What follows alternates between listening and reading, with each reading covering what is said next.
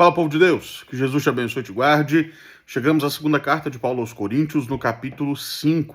Neste capítulo, Paulo o introduz, ainda pegando um pouco do que ele falou no final do capítulo 4. Lembre-se que no final do capítulo 4, Paulo fala da vida ou da consolação que ele recebe pela vida por vir, pelo que o aguarda ou pelo que ele espera na eternidade. No capítulo 5, do verso 1 ao verso 10, Paulo segue nessa mesma temática. Ele segue nesse mesmo assunto, mostrando aos cristãos que a vida eterna é superior. Mas, claro, trabalhamos enquanto aqui estamos. Pegando um gancho numa outra carta que Paulo escreve, Filipenses, lá o apóstolo diz que viver é Cristo e morrer é lucro. Por que ele fala isso? E aqui, dentro de 2 Coríntios 5, de 1 a 10, faz muito sentido. Vivemos para a glória do Senhor. Vivemos trabalhando para a glória de Deus, vivemos servindo ao Senhor, servindo ao próximo para que o Senhor seja glorificado. Viver é Cristo. Mas morrer é lucro. Por quê? Porque é estar com Cristo na eternidade. Livre de todo o pecado, de toda ameaça do pecado, de toda tristeza do pecado, de toda dor do pecado. Portanto, é a mesma tese que o apóstolo está desenvolvendo aqui. Por isso ele diz: nós temos, portanto, sempre bom ânimo, sabendo que enquanto no corpo estamos ausentes do Senhor, visto que andamos por fé e não pelo que vemos. Entretanto, estamos em plena confiança, preferindo deixar o corpo e habitar com o Senhor. É por isso que também nos esforçamos, quer presentes, quer ausentes, para lhe sermos agradáveis. Paulo está dizendo, olha, o que importa é estar fazendo a vontade do Senhor. Resumidamente, é essa a ideia. Claro, estar com o Senhor na eternidade é melhor. Mas enquanto isso não acontece, enquanto aqui estamos, vivemos para a glória do Senhor. Paulo, no verso 10, traz um alerta muito importante. E um alerta impopular, na verdade, nesse mundo que a gente vive. Todos compareceremos perante o tribunal de Cristo. Para que cada um receba segundo o bem ou o mal que tiver feito.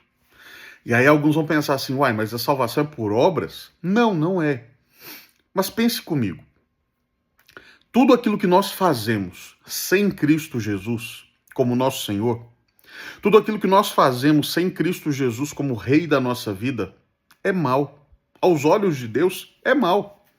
Ainda que seja uma boa ação, humanamente falando, ela não é feita para a glória de Deus.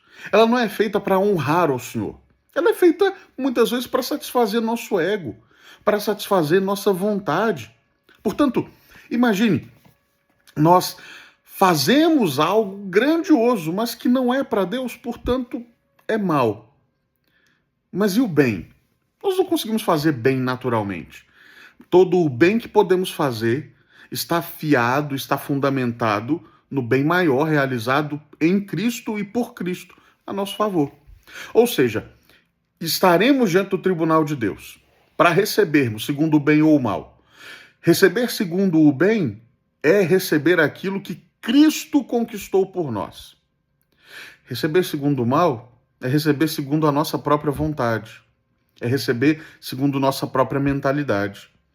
Receber segundo o bem tem a ver com confiar inteiramente em Cristo para a nossa salvação. Receber segundo o mal tem a ver com confiar apenas em nós mesmos para a nossa salvação. E isso dará errado. Ele segue, portanto, no capítulo 5, agora do verso 11 até o final, verso 21, falando da grandeza do Evangelho. Porque, afinal, esse é o tom da mensagem de Paulo, esse é o tom da mensagem cristã, é o Evangelho. É a boa nova de que Deus em Cristo reconcilia consigo pecadores. Este Evangelho é poderoso, diz o apóstolo Paulo lá em Romanos 1. Ele é poderoso para salvar. Ele é poderoso para transformar. Ele é poderoso para mudar toda circunstância e situação. E é disso que Paulo trata aqui nesses versos finais do capítulo 5. Paulo nos mostra como o Evangelho transforma 4 aspectos da nossa vida. Ele transforma nossas motivações. Do versículo 11 ao versículo 15, o apóstolo está lembrando que ele era motivado única e tão somente pela lei. Mas agora, não mais. Ele, após ter sido alcançado pelo Evangelho da Graça, é motivado pelo amor de Cristo e pelo temor do Senhor.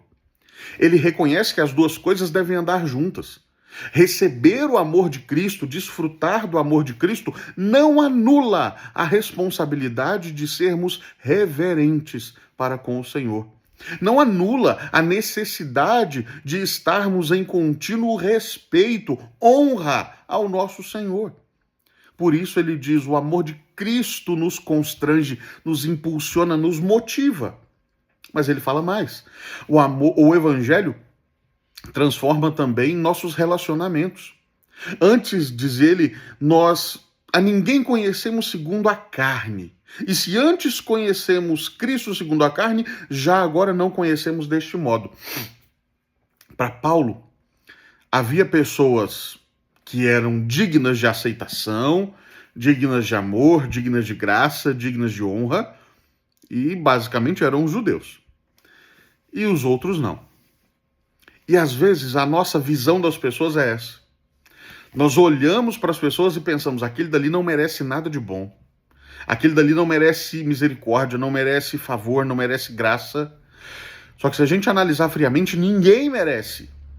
Por isso é graça. É favor não merecido. Fomos alvo disso. E por isso a nossa visão das pessoas precisa mudar. Nós não podemos olhar para as pessoas como dignas ou não dignas de irem para o céu, mas sim como aqueles que já foram alcançados pela graça salvadora e como aqueles que ainda não foram, mas podem ser alcançados pela mesma graça salvadora. Paulo segue e mostra que o Evangelho transforma o nosso modo de viver. Por isso ele diz que se alguém está em Cristo é nova criatura. Há novos conceitos, novas ideias, nova mentalidade, novos desejos, novos desígnios, novos propósitos para a vida. Ele conclui, mostrando que o Evangelho transforma a nossa relação com o próprio Deus. Ele fala do verso 18 ao verso 21, a beleza da reconciliação. O ato soberano de Deus pelo qual ele levanta a bandeira de paz e diz: acabou a guerra entre vocês e eu. Nós não conseguimos levantar essa bandeira. Nós não conseguimos declarar paz nessa relação, mas Deus pode, e ele faz. E ele nos reconcilia consigo, ele nos traz para perto. Ele é esse autor da reconciliação. Reconciliação essa que se fundamenta na obra realizada por Jesus e que agora nos convoca, nos convida, nos motiva e impulsiona para que nós sejamos mensageiros da reconciliação. Por isso, a conclusão de Paulo é: de sorte que somos embaixadores em nome de Cristo, como se Deus exortasse por nosso intermédio. Em nome de Cristo, pois, rogamos que vos reconcilieis com Deus. Aquele que não conheceu o pecado, ele o fez pecado por nós, para que nele fôssemos feitos justiça de Deus. Este é o grande poder do Evangelho. Um Evangelho que transforma a nossa vida inteira, para que possamos estar voltados inteiramente para a glória do nosso Senhor.